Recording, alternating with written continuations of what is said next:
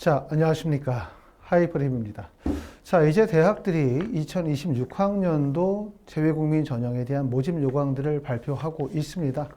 가장 먼저 모집 요강을 발표한 대학교가 고려대학교죠. 이번 시간에는 고려대학교 3년 특례, 12년 특례 전형이 전년도와 올해 어떤 변화가 있는지, 또 2026학년도 고려대학교를 합격하기 위해서는 어떤 준비를 하셔야 할지, 실제 합격생은 어느 정도의 스펙을 가지고 있는지 좀 더 자세하게 설명을 좀 드리도록 하겠습니다. 고려대학교는 3년 특례 전형의 학생들 중에서 상위권 학생들은 대부분 고려대학교의 원서를 쓴다고 봐야 될 거고요. 더군다나 12년 특례는 원서 접수 횟수 제한이 폐지가 되어졌기 때문에 사실상 거의 대부분의 학생들이 고려대학교의 원서 지원을 쓸 수밖에 없겠죠. 자, 고려대학교의 전형 일정을 보시게 되면 2026학년도 원서 접수 일정은 7월 7일부터 7월 9일까지가 원서 접수고요. 원서 접수하고 난 다음에 3년 특례 전형 면접 대상자의 발표는 8월 8일에 발표가 납니다. 그러고 난 다음에 면접 일자가 8월 14일이기 때문에 불과 일주일 정도밖에 준비 기간이 없어요. 그렇기 때문에 아마 면접에 대한 특강이나 면접에 대한 준비는 7월 7일에서 7월 9일 사이에 원서 접수를 하고 난 다음에 바로 고려대학교 면접 특강이 이루어져야 되겠죠. 최종 합격자 발표는 9월 5일에 최종 합격자 발표가 이루어집니다. 자, 선발 방식을 보시게 되면 고려대학교의 가장 두드러진 특징은 대부분의 대학들은 지원한 전체 모집 단위 내의 학생들 중에서 총점 순으로 선발하는 방식인데, 고려대학교는 지금 보시는 것처럼 지원 학과별 선발 인원을 총점 순으로 선발하고 있기 때문에 결국은 학과에 따라서, 지원하는 학과에 따라서 합격생의 스펙의 정도의 차이가 크게 벌어진다는 얘기예요. 상위권 학생들은 많은 학생들이 몰릴 거고, 상위권 학생들은 우수한 학생들이 그만큼 몰리겠죠. 하위권 학생은 경쟁률이 낮을 거고, 하위권 학생들은 그만큼 스펙이 낮은 학생들이 원서를 쓸 수 있기 때문에 연세대학교와 고려대학교의 가장 큰 차이는 연세대학교는 단과대학별 선발이고 고려대학교는 지원 학과별 선발이라는 점. 이 지원 학과별 선발이 결국은 원서 지원의 전략에 의해서 본인의 성적이 조금 낮음에도 불구하고 합격의 기회를 노릴 수가 있다는 점이 가장 큰 특징이라고 말씀을 드릴 수 있습니다. 자, 전형의 요소 및 전형의 방법을 보시게 되면 3년 특례 전형은 1단계에서 서류평가 100%로 3배수를 선발해요. 그러고 난 다음에 2단계에서 면접 30%를 반영하는데 3배수를 반영한다 그러면 고려대학교의 평균 경쟁률이 7대1이 넘지 않기 때문에 사실상 1단계 3배수면 1단계 서류평가는 2대1 정도 경쟁률이 되는 거죠. 그리고 2대1을 통과하고 나면 결국은 3명, 뽑힌 3명 중에 1명이 고려대학교에 합격을 하거나 또는 고려대학 합격한 학생들 중에서 연세대학교로 충원합격으로 이동하는 것까지 생각하면 3명 중에서 적어도 1명, 3명 중에서 적어도 2명 정도까지도 합격이 이루어질 수 있다고 볼 수 있기 때문에 그만큼 1단계 서류평가가 이루어져서 합격만 된다면, 그렇죠? 그러고 나면 면접을 통해서 충분히 합격을 노려볼 수 있다고 말씀을 드릴 수가 있고, 전교육과정 해외 이수자는 면접을 실시하지 않습니다. 서류평가 100%를 보니까 당연히 12년 특례는 서류의 중요성이 큰 거고요. 그 다음에 3년 특례 전형은 1단계 서류 통과 이후에 면접의 과정이 중요하다고 보실 수가 있는데, 3년 특례의 면접은 2인 이상의 면접위원이 1명의 지원자를 대상으로 평가를 하게 되고요. 그 다음에 제시문 기반의 면접입니다. 제시문과 관련이 되어진 질문에 대한 답변을 토대로 해서 분석력이나 그 다음에 적용력이냐, 종합적인 사고력, 그 다음에 면접의 태도 등을 종합적으로 평가한다고 보실 수가 있고, 면접의 난이도가 비교적 높은 편이기 때문에 그만큼 면접이 가지고 있는 중요도가 매우 크다고 말씀드릴 수 있습니다. 자, 면접 같은 경우는 인문계, 자연계 같은 경우는 준비 시간이 약 12분 정도의 준비 시간을 주고요. 그러고 난 다음에 약 6분 정도의 대면 면접을 진행하고, 예능 같은 경우는 준비 시간을 별도로 주지 않고요. 그 다음에 면접 시간은 약 6분 정도의 대면 면접을 진행합니다. 자, 고려대학교의 서류평가의 방식에 대해서 우리가 보고 계시는데, 고려대학교는 고등학교의 성적, 활동 증빙 서류죠. 활동 증빙 서류라고 한다면 학업 성취도 및 학업의 활동을 증빙할 수 있는 서류의 일체를 제출받은 서류들을 기반으로 해서 4가지 요소로 평가를 해요. 학업 역량, 그 다음에 계열 적합성, 세계 시민 역량, 공동체 역량을 종합적으로 평가하고 디자인 조연학부 같은 경우에는 포트폴리오를 제출하는 것을 필수로 삼고 있습니다. 이 네 가지의 평가 요소 중에서 가장 중요한 평가의 요소는 당연히 첫 번째 학업 역량, 두 번째는 진로 역량, 계열 적합성이라고 말씀을 드릴 수가 있고, 학업 역량이라고 한다면 학생의 학업적 역량, 학력 지표를 기반으로 하고 있기 때문에 기본적으로 GPA 성적, 그 다음에 IB 디플로마나 A레벨의 성적을 기본으로 삼고 있고요. 여기에 따라서 SAT나 AP나 ACT 같은 성적, 공인어학 성적이라고 한다면 토플이나 또는 JPT나 그 다음에 HSK 같은 공인어학 성적에, 더군다나 12년 특례라고 하면 토픽 성적의 중요성이 클 거고요. 그 다음에 계열 적합성에서 드러나는 부분들은 바로 고등학교 과정의 활동의 내용들을 기재하는 내용을 바탕으로 면접이 치루어진다, 이렇게 말씀드릴 수 있습니다. 자, 대학별 경쟁률을 보시게 되는데, 이걸 통해서 우리가 말씀을 드리고 싶은 얘기는, 일반적으로 많은 분들은 이 대학이라는 것을 서열화시켜서 생각하는 경향이 많아요. 다시 말하면 중앙대보다 고려대가 높은 학교야, 성균관대보다 고려대가 높은 학교야, 이렇게 서열화시키는 방식들은 대학들의 반영의 방법이 동일하거나 반영의 형식이 동일할 때는 서열화시키는 방식이 정확하겠죠. 하지만 이 재외국민 전형은 정시와 다르게, 수능 시험을 봐서 대학을 가는 정시와 다르게 정성평가 전형이고 종합적인 요소들을 고려하고 대학들마다 평가의 방식들이 다 달라요. 그렇기 때문에 결국은 무슨 말이냐면, 중앙대를 합격한 학생이 고려대를 떨어질 수도 있지만 고려대를 합격한 학생이 중앙대나 성균관대를 떨어질 수도 있는 거예요. 그렇기 때문에 꼭 고려대학교를 성균관대보다 높은 학교다라는 인식보다는 내가 과연 고려대가 가지고 있는 전형의 방식에 적합한가 아닌가를 꼭 고려하실 필요가 있는데, 자, 보시는 것처럼 2025년도 경쟁률을 기반으로 삼으면 연세대학교는 70명 모집에 지원 인원이 499명으로 7.13의 경쟁률이고요. 고려대학교는 78명 모집에 499명이 지원해서 6.40인데 2026학년도에 선발 인원도 전년도하고 동일하게 78명을 선발합니다. 성균관대학교는 70명 모집에 740명이 지원해서 10.57, 한양대학교는 56명 모집에 571명이 지원해서 10.20, 서강대학교는 31명 모집에 399명이 지원해서 12.87이고요.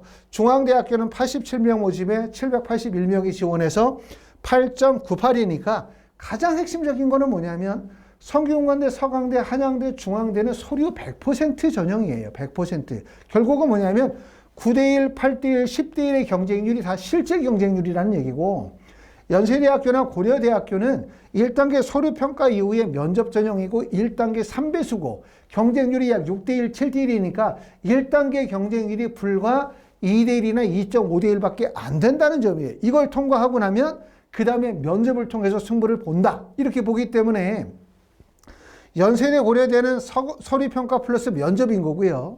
서강대, 성균관대, 한양대, 중앙대는 서류 100% 전형이기 때문에 전형의 방식이 다르다. 따라서 무슨 말이다? 대학을 마치 이렇게 서열화시켜서 중앙대보다 고려대가 높고 성균관대보다 고려대 높으니까 나는 성적이 안 되니까 고려대학교 원서를 쓸 수 없어 라고 생각하지 마시고, 고려대학교는 서류의 반영 비율이 적은 거예요. 그렇기 때문에 우리가 고려대학교에 원서 지원하시게 될 때 이 점을 꼭 알아두시고, 또 고려대학교는 다른 대학과의 가장 큰 특징이 모집 단위별, 단과별 총점 순의 선발이 아니라 지원 학과별 모집이라는 점이 가장 큰 특징이라고 말씀을 드릴 수가 있고, 이게 결국은 성적이 낮아도 합격할 수 있는 전략이 통하는 이유라고 말씀을 드릴 수 있습니다. 자, 등록률이라는 걸 우리가 꼭 보실 필요가 있는데, 등록률이라는 것은 뭐냐면 대학에서 70명을 선발하겠다 했는데 실제 70명이 다 등록이 되느냐, 78명을 선발하겠다고 했는데 78명이 다 등록이 됐느냐, 이 등록률인데요. 연세대학교는 지금 보시는 것처럼 전년도의 등록률이 97.1%고 그 전년도는 100%의 등록률을 보여주고 있어요. 하지만 고려대학교는 2024년도의 등록률이 90.8%, 2023년도가 90.7%예요. 결국은 뭐냐면 10% 가까이 등록이 이루어지지 못했다. 왜 등록이 이루어지지 않았을까? 고려대가 안 좋아서? 고려대가 안 좋아서 등록을 안 하는 거야? 그거 아니죠. 등록률이 낮은 결국 10%의 미등록이 발생이 된 이유는 두 가지로 생각할 수 있는데 그 첫 번째 이유가 고려대학교에 합격한 학생이 연세대학교로 합격을 하는 거예요. 동시에 합격했었을 때 고려대학교에 합격한 학생들이 연세대로 이동할 가능성이 높아지죠. 연세대로 이동하면서 미충원이 발생이 되어진 거고요. 두 번째는 뭐냐면 고려대학교에 합격을 했지만 대학에서 고려대학교의 학생을 뽑지 않은 거예요. 예를 들어서 어떤 학과의 모집 인원이 2명이다. 근데 경쟁률이 4대1이었다. 하지만 대학에서 볼 때는 2명의 모집 인원 중에서 1명은 충분히 대학에서 학업을 이어갈 가능성이 있고 학업의 발전 가능성도 있고 학업의 역량의 우수성이 인정이 되지만 1명은 우리 대학에서 요구하는 수준에 다소 못 미쳐 라고 생각하는 경우는 안 뽑는 거예요. 이 재외국민 전형뿐만 아니라 수시의 전형에서는 다 이런 것, 대학의 모집 요강 내에 이런 내용들이 있죠. 대학이 요구하는 정도의 학업적인 역량들을 갖추지 못했다고 판단할 경우에는 선발하지 않을 수 있다. 결국 뭐냐면 수시에서 선발하겠다는 예정 인원을 실제 선발하지 않고 정시로 이월시키거나 내년도로 이월시켜서 선발할 수 있다는 점이에요. 그렇기 때문에 이 점을 보면서 여러분들이 꼭 알아야 되는 거, 고려대학교 원서를 쓸 때 알아야 되는 게 첫 번째 하나는 고려대학교에 합격한 학생들이 연세대로 이동할 가능성이 있다는 점. 이거 하나. 두 번째는 뭐냐면 학과의 경쟁률이 낮거나 학과가 비인기 학과라 하더라도 내가 대학에서 요구하는 정도의 학업적 역량과 준비나 적합성을 갖추지 못하면 선발이 이루어지지 않을 수도 있다는 점이에요. 그렇기 때문에 경쟁률만이 전부가 아니라는 점을 꼭 알아두셔야 돼요. 그렇기 때문에 학과의 결정 중요하고 학과적 적합성을 유지하기 위해서 서류에 대한 작성과 준비가 매우 중요하다고 말씀을 드릴 수 있습니다. 자, 연세대학교와 고려대학교를 모집 단위별 경쟁률을 보시게 되어지면 어떤 점들을 아실 수가 있냐면 결국 모집 단위에 따라서 경쟁률 차이가 크다는 점이죠. 고려대학교는 보니까 인문사회계열이 30명을 선발해요. 인문사회계열은 연세대학교가 더 많이 뽑죠. 그렇죠. 고려대학교 30명이고 고려대학교의 경쟁률이 6.53이기 때문에 결국은 인문사회계열은 어디가 더 낫다? 연세대학교가 고려대보다 모집 인원도 많을 뿐만 아니라 경쟁률이 낮다는 거고요. 자연공학으로 가게 되면 고려대학교가 연세대보다 훨씬 인원이 많아요. 28명, 39명이니까 11명이 더 많고 경쟁률은 8.17에서 6.74니까 고려대가 자연계는 더 연세대보다 유리하다고 말씀을 드릴 수가 있고요. 의학은 고려대학교 의대는 1명밖에 선발하지 않죠. 3년 특례 전형은. 하지만 연세대학교는 의대, 치대, 약대까지 해서 총 4명을 선발하고 있고 체능 같은 경우에도 고려대 같은 경우는 우리가 아시는 것처럼 1명만 선발하고 있고 15대 1이고요. 연세대학교는 2명 모집에 8명을 선발하고 있기 때문에 전체 경쟁률에서는 연세대학교가 높지만 그렇죠. 자연공학으로 가게 되면 연세대가 높고 인문사회계열로 가면 고려대가 경쟁률이 더 높다는 점을 특징으로 보실 수가 있을 것 같습니다. 자, 중고교과형 해외이사와 12년 특례 전형의 제출서류를 보시게 되면 고려대학교 제출서류는 지금 보시는 것처럼 기본적으로 핵심적인 내용들이 이제 뭐 종합기록표나 국외 학교 조사표라든가 학력조회 동의서, 학교과정 소개서와 같은 서류들, 그 다음에 초등학교, 중학교, 고등학교와 관련된 서류들인데 이 서류는 기본적으로 뭐냐면 초중고등학교 성적증명서, 재학증명서, 졸업증명서를 통해서 학생의 학업적인 역량을 평가하는 것과 동시에 3년 특례 전형이나 12년 특례 전형의 자격 조건을 충족하고 있는지를 평가하기 위한 게 하나고 그 다음에 두 번째는 3년 특례 전형에서는 부모의 자격 조건을 충족하기 위한 서류 평가가 있고요. 그 다음에 두 번째로 필요한 서류들은 결국은 교회나 교내에서의 활동의 역량에 대한 우수성을 평가하기 위한 서류로서 보시는 것처럼 교내 활동 확인서, 교내 활동 증빙 서류가 있습니다. 이 내용이 중요하고요. 작년하고 다르게 올해 달라지는 점 중에서 하나의 특징이라고 할 수 있는 게 바로 공인성적 목록표라고 하는 게 있는데 공인성적 목록표는 고등학교 재학기간 중입니다. 고등학교 입학 전 안 되고요. 국내 고등학교는 10학년, 11학년, 12학년을 고등학교 과정으로 보고 있기 때문에 9학년 때 취득한 성적 의미가 없고 그 다음에 12학년 졸업 이후에 취득한 것도 안 되죠. 고등학교 재학기간 중 응시한 공인어학 성적이나 표준화 학력지표, 다시 말하면 공인어학 성적은 토플이나 HSK나 JPT 같은 성적이고 표준학적 지표는 AP, IB, SAT 등이 제출이 가능하고요. 5개 항목으로 구성이 되어져 있어요. 10페이지 이내로 제출이 가능하고 그 다음에 A4 사이즈 크기로 제출하게 됩니다. 보시는 내용처럼 공인어학 성적을 상단에 쓰고요. 그 다음에 표준학력 자료를 하단에 쓰도록 되어져 있습니다. 자, 다음에 보시게 되면 교내 활동 확인서가 작년하고 좀 달라진 부분이라고 말씀을 드릴 수가 있는데 교내 활동 확인서는 고등학교 재학 기간 중 소속 고교가 주관한 교내 활동 및 교내 수상만 제출이 가능하다. 다시 말하면 교외 활동, 교외 수상은 반영이 되지 않는다. 라는 점을 꼭 알아두실 필요가 있고 보시는 것처럼 교외 수상 및 교외 활동은 제출이 불가능하다고 되어져 있습니다.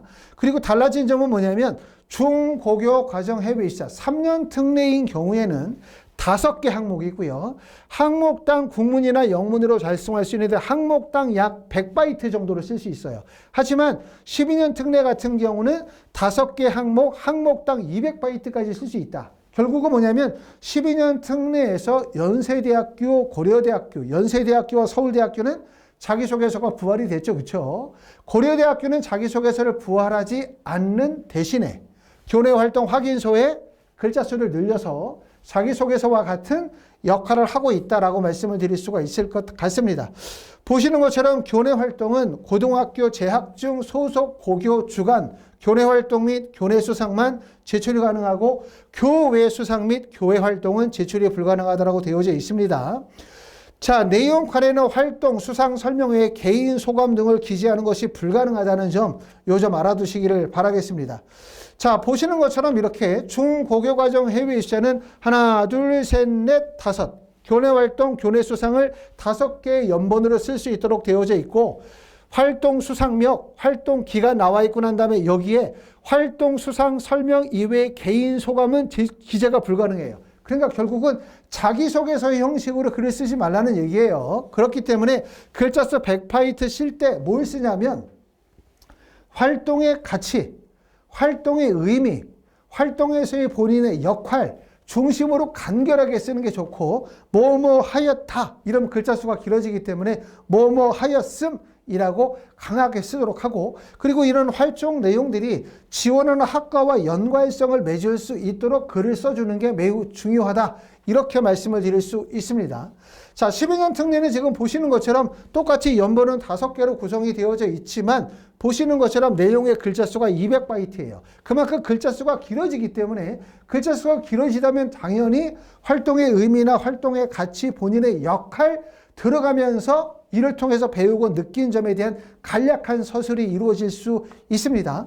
자기소개서 형식으로 그냥 본인의 활동의 의미와 가치, 역할보다는 본인이 가지고 있는 생각 중심으로 기재하는 것은 좋지 않아요. 하지만 배우고 느낀 점 정도는 간결하게 쓸 수 있는 글자 수가 된다고 말씀을 드릴 수 있습니다. 자, 고려대학교 3년 특례 전형은 면접을 보죠. 면접이 정말 중요합니다. 왜 면접이 중요하냐면 첫 번째 1단계 배수가 3배수인데 1단계의 경쟁률이 약 6대1밖에 안 돼. 그러니까 1단계가 사실상 2대1이잖아요. 그럼 1단계에서 허수를 걸러내고 나면 2단계 통과된 사람들이 실질적 경쟁률이라고 할 수 있고 이 학생들끼리의 면접을 통해서 최종적인 합격자 그 다음에 이 면접을 통해 가지고 추합자가 발생이 되기 때문에 그만큼 면접의 영향력이 매우 크다고 말씀을 드릴 수가 있고 또 보시는 것처럼 면접의 내용들이 가, 나, 다, 그 다음에 라 이렇게 해서 라마 5개의 제시문으로 구성이 되어져 있고 제시문을 통해서 주어지는 이렇게 제시문의 문항이 5개가 있는데 이 질문의 내용들이거나 제시문의 내용 자체가 난이도가 높아요. 그렇기 때문에 단기간에 극복되기가 매우 어렵다. 이렇게 말씀을 드릴 수가 있고 그만큼 면접의 영향력이 큰데 하이퍼립에서는 고려대학교의 면접에 대한 특강을 7월 7일에서 7월 9일 원서 접수 이후부터 시작해서 고려대학교 제시문 기반의 면접의 특강을 진행하고요. 또 학원에서 진행하는 그룹 수업 외에 별도의 시간을 이용해서 하기를 원하시는 분들은 1대1로 대면, 1대1로 화상으로도 면접 수업을 진행합니다. 자, 대략적인 고려대학교의 합격생의 합격자의 스펙은 어느 정도 될까? 궁금해하시는 분들이 있어서 대략적인 기준을 한번 제시해 보도록 하고 단 말씀을 드렸던 것처럼 고려대학교는 학과별 지원이기 때문에 상위 학과일수록 지원자가 많고 상위 학과일수록 스펙이 높아요. 학과가 낮을수록 일반적으로 경쟁률이 낮고 학과가 낮을수록 스펙의 차이가 떨어지기 때문에 결국은 학과에 따라서 스펙의 차이는 매우 크다고 말씀을 드릴 수가 있지만 대략적인 기준을 좀 설명을 드리면 대략적으로 IB 성적은 어느 정도 되어야 고려대학교에 합격할 수 있을까?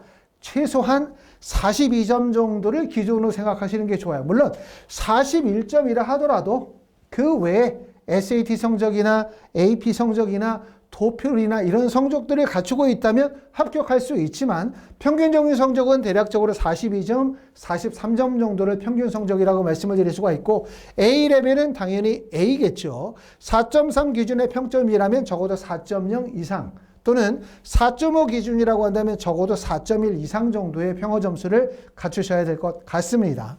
자, SAT 점수를 일반적으로 합격하는 학생들의 점수가 한 1540 정도 되는데 물론 다른 지표가 우수하다면 1520점에서도 합격이 가능할 수 있습니다. ACT 같은 경우는 대략 35점 정도가 되는 경우들이 많고요. 그 다음에 공인어학 성적 같은 경우는 토플은 일반적으로 한 113점 이상의 성적을 가지시는 분들이 많아요. 이것도 3년이나 12년 특례에 따라서 당연히 합격의 점수는 차이가 있을 수 있겠죠. 그 다음에 HSK는 거의 대부분 모든 학생들이 6급일 거고요. 6급 중에서도 적어도 230점 이상의 점수, 델레 같은 경우는 당연히 C1 정도의 성적은 갖추셔야만 합격이 가능하다. 이렇게 말씀을 드릴 수가 있을 것 같습니다. 자, 지금까지 설명을 드렸었던 얘기는 고려대학교 3년이나 12년 특례 전형의 2026학년도 모집 요강을 바탕으로 고려대학교의 전형의 방법, 또 실제 경쟁률, 또는 면접에 대한 대비 등등등에 대해서 설명을 드렸는데 말씀을 드렸었던 것처럼 고려대학교를 마치 성균관대보다 더 높은 대학, 한양대보다 높은 대학, 그러니까 나는 고려대학교 안 돼, 이렇게 생각하시면 안 돼요. 오히려 서강대, 성균관대, 한양대, 중앙대는 서류평가 100% 전형이기 때문에 내가 서류의 우수성, 표준학력 지표의 우수성, 공인어학 성적의 우수성이 다소 부족하다면 오히려 서류평가 100% 대학이 더 불리한 거죠.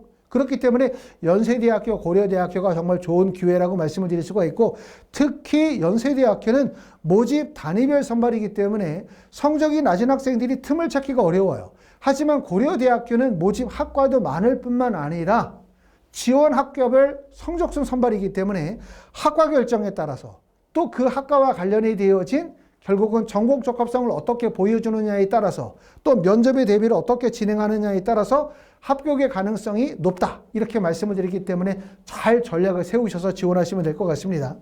하이퍼립에서는 3년 특례, 12년 특례 전형과 관련하여 자, 원서 접수 대행 서비스를 진행을 합니다.